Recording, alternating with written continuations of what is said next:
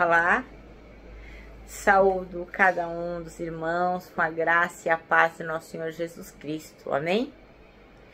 O meu nome é Miriam Anita e eu estou aqui para compartilhar com os irmãos aquilo que eu entendi no texto que está lá no manancial e que eu vou ler. Esse texto chama-se Ele nos entende. Quem escreveu foi o pastor Samuel Mouta. E esse texto está no Manancial, que é uma publicação de meditações diárias da União Feminina Missionária Batista do Brasil. Ok? Então vamos orar? Senhor, que Tu possas iluminar as nossas mentes, que eu possa realmente, Senhor, passar para todo mundo que estiver vendo esse vídeo aquilo que eu entendi.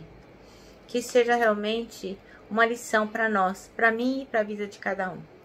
Perdoa, Senhor, todas as coisas que fazemos de errado. Abençoa-nos.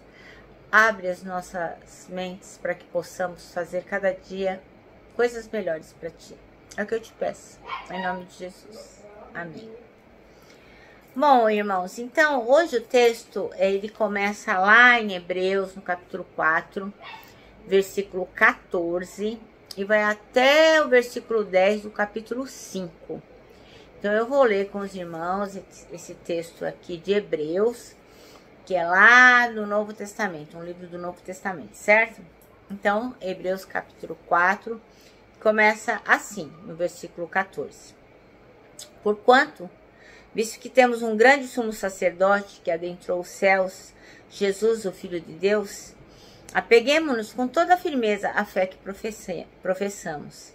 Pois não temos um sumo sacerdote que não possa compadecer das nossas fraquezas, mas sim alguém que, como nós, passou por todo tipo de tentação, porém sem pecado. Assim, aproximemo-nos do trono da graça com toda a confiança, e a fim de recebermos misericórdia e encontrarmos graça que nos ajude no momento de necessidade. E o capítulo 5 dá sequência assim. Todo sumo sacerdote é escolhido dentre os homens, é designado para representá-los em questões relacionadas com Deus e apresentar ofertas e sacrifícios pelos pecados. Ele é capaz de compadecer dos que não têm conhecimento e se desviam, visto que ele próprio está sujeito à fraqueza. Por isso, ele precisa oferecer sacrifícios por seus próprios pecados, bem como pelo pecado do povo. Ninguém toma esta honra para si, mas deve ser chamada por Deus, como de fato foi Arão. Da mesma forma, Cristo não tomou para si a glória de se tornar sumo sacerdote, mas Deus lhe disse: Tu és meu filho, eu hoje te gerei. E diz em outro lugar: Tu és sacerdote para sempre, segundo a ordem de Melquisedeque. Durante os seus dias de vida na terra, Jesus ofereceu orações e súplicas em alta voz e com lágrimas, àquele que o podia salvar da morte, sendo ouvido por causa da sua reverente submissão. Embora sendo filho, ele aprendeu a obedecer por meio daquilo que sofreu. E uma vez aperfeiçoado, tornou-se a fonte da salvação eterna para todos os que lhe obedecem, sendo designado por Deus sumo sacerdote segundo a ordem de Melquisedeque. Amém? Bom, irmãos, então, hoje o texto que se chama Ele nos entende, onde o pastor Samuel Mouta escolheu o versículo 15 do capítulo 4, que diz assim: Pois não temos um sumo sacerdote que não possa compadecer-se das nossas fraquezas, mas sim alguém que, como nós, passou por todo tipo de tentação, porém sem pecado. Então, o escritor de Hebreus sabia da terrível perseguição que assolava as igrejas no primeiro século. E a maioria dos seus leitores sofriam naquela situação a ponto de pensarem em desistir. As pessoas quase que não estavam suportando. Por isso, ele escreve uma mensagem de encorajamento, apontando para Jesus Cristo, que é superior a todos, capaz de socorrer a todos das suas aflições.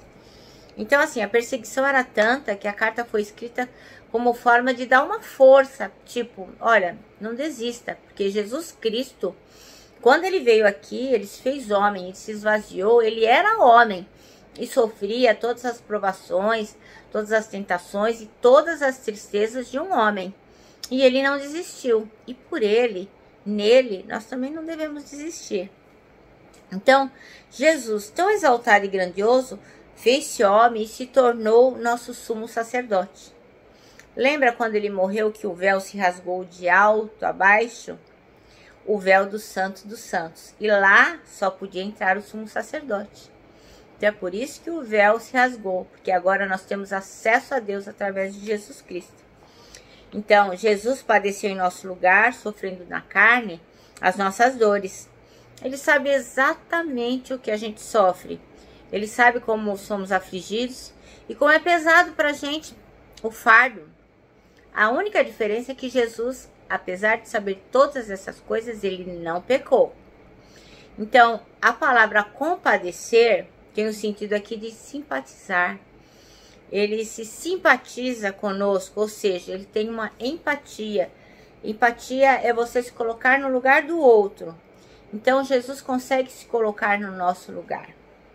Então, essa é uma verdade que traz gratidão ao nosso coração. Todos nós passamos por momentos de tribulação no trabalho, na família, nos estudos, na escola, na igreja, em todo lugar, no ministério, nos relacionamentos. Então, mesmo na luta contra o nosso próprio pecado, a gente passa por lutas, e mesmo na resistência a Satanás. Então, é assim, todo o tempo nós temos lutas. Mas é muito bom saber que a gente não está sozinho. Jesus está com a gente, né? Porque a gente tem um sacerdote que se compadece de nós, que se solidariza conosco, que está ao nosso lado sempre. E ele pagou um alto preço por nós e por causa disso ele defende a nossa causa. Sim, Jesus Cristo nos entende. Então, apesar de Jesus Cristo não concordar com todas as coisas erradas que nós fazemos, ele nos ama e nos defende na hora oportuna. Então, nós temos que confiar e estar certa que Jesus Cristo, ele nos entende. E ele estará conosco, como eu sempre digo, e gosto de reforçar, eu adoro ouvir isso, que ele vai estar conosco até a consumação dos séculos. Isso é maravilhoso. Então, o Manancial fala assim, que a gente tem que se aproximar de Jesus com liberdade e abrir o coração, pois ele vai entender você perfeitamente. Então, como o nosso tema é ele nos entende e fala sobre nos defender, eu quero contar uma história que dizem ter acontecido na Idade Média. Então, a história é antiga, mas o nosso Deus é sempre muito atual. Então, não tem como eu dizer se a história é verdadeira ou não. Mas o fato é que aconteceu. Então, na Idade Média, as pessoas eram muito corruptas. Hoje, não. Só na Idade Média. Então, os governos eram corruptos, os juízes eram corruptos. E muita coisa ficava escondido por debaixo dos tapetes. Principalmente para as pessoas que eram importantes, né? As pessoas que eram do alto clero, que eram as pessoas ricas, os reis, os imperadores, enfim. Então, existia muita corrupção. Aí, o que aconteceu? Um homem muito importante assassinou uma mulher. Aquela mulher também era uma pessoa importante e as pessoas da família daquela mulher não queriam deixar para lá. Então, o que aconteceu? Aquele homem importante, ele não poderia se salvar. Tá aparecendo aquela pergunta, cadê o Queiroz? É a mesma coisa, cadê o assassino? Muito bem. No caso, o rapaz estava foragido e a família dessa pessoa importante exigia ali que se fizesse alguma coisa. Então, as pessoas da alta autoridade, as pessoas importantes, resolveram pegar um bode expiatório. pegaram lá um homem qualquer e disseram, não, foi ele quem assassinou a sua pessoa, da sua família, aquela mulher, foi aquele homem. E aquele homem, ele era pobre, a única coisa que ele tinha era que ele era uma pessoa temente a Deus e confiava nele. Mas ele não tinha bens, ele não era uma pessoa importante, ele não era de nenhum ministério da época, ele não tinha nada. Por isso, ele foi preso. Ele não tinha sequer condições de contratar alguém para defendê-lo. Muito bem. E assim que aquele homem foi preso injustamente, ele já se colocou em oração, de joelhos, e começou a pedir e clamar pelo Senhor que o salvasse daquela situação, se fosse da vontade dele. Colocou a sua vida nas mãos de Deus e orava sem cessar. E os familiares daquele homem também oravam, porque eles sabiam que ele era inocente. E todos sabem que naquela época, na Idade Média, a pena por matar alguém era a pena de morte. E no caso daquele lugar era o enforcamento. Então não tinha qualquer possibilidade daquele homem se salvar. Mas ele orava e confiava incessantemente. E ele dizia, Senhor, o Senhor me entende, o Senhor sabe que eu não fiz isso errado. Eu não matei ninguém, o Senhor sabe que eu jamais mataria alguém. E ele ficou preso algum tempo e continuou orando. E chegou o dia do julgamento. E aquele homem falou, Senhor, eu entrego nas tuas mãos. Eu estou indo para o julgamento, mas até o final eu creio que o Senhor me entende e que o Senhor irá me salvar. Muito bem. Lá chegando, o juiz disse para aquele homem, como você se declara? E ele disse, inocente. Aí todos ali que estavam para julgá-lo, ficaram aguardando o posicionamento do juiz. Então o juiz disse o seguinte, eu sou um homem muito religioso e eu não farei nada sem que o senhor coloque a mão sobre essa situação. Então, o que ele pretendia era fingir que aquele julgamento fosse uma coisa honesta, fosse uma coisa real, fosse algo que realmente tivesse justiça. Mas eles já haviam combinado que aquele homem iria morrer enforcado para cessar a ira da família da mulher que havia sido morta. E para que o verdadeiro assassino pudesse viver seus dias em paz, já que ele era uma pessoa muito importante da sociedade.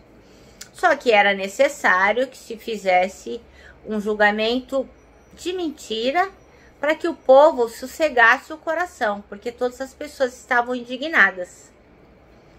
E finalmente, depois de dizer isso, de quanto aquele homem era religioso, depois de o juiz se colocar dizendo que a justiça de Deus não falha, ele disse, eu farei 2 papeizinhos aqui. Um eu escreverei culpado e outro inocente. E você vai pegar um dos papéis. E a justiça de Deus não falha. E naquele papel estará o seu veredito. Se você for inocente, você poderá ir para sua casa. E aquele momento, aquele homem já orando em pensamento, Senhor, e agora? E aí o juiz, muito ladinamente, muito de má fé, pegou 2 papéis e escreveu culpado e no outro culpado. Então, tanto faria qualquer um dos papéis que o moço que estava sendo julgado escolhesse, ele iria para a forca.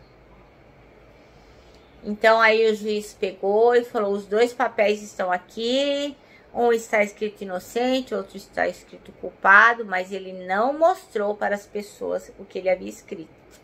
Então, ele sabia que tinha escrito culpado nos 2 papeizinhos. Falou, agora você vai escolher um dos papéis e ali vai estar o seu veredito. Aquele homem respirou fundo, fechou seus olhos, olhou para os papéis, estendeu a mão, escolheu um dos papéis e imediatamente engoliu o papel. Aí o juiz, o que você fez? Tá louco? Ele falou, não. Eu acabo de engolir meu veredito.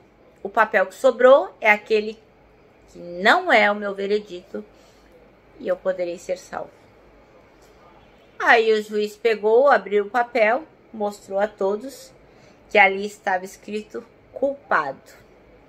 Então, supostamente, se ele havia escolhido o outro papel e o havia engolido, como não dava para ler, fica, logicamente, a suposição de que ele havia engolido o papel que estava escrito inocente. E por esse motivo, aquele homem foi salvo e viveu os seus dias felizes até se tornar velho e morrer de morte natural. Por quê? Porque ele nunca perdeu a confiança que quem julgava as causas dele era Jesus Cristo. Ele nunca deixou de confiar que Deus entendia a injustiça que ele estava passando e era o Senhor quem julgava as causas dele. Amém? Termino aqui deixando para cada um de vocês um abraço fraternal, o meu abraço de ursa. E termino, logicamente, com a palavra de ordem, que é saudades.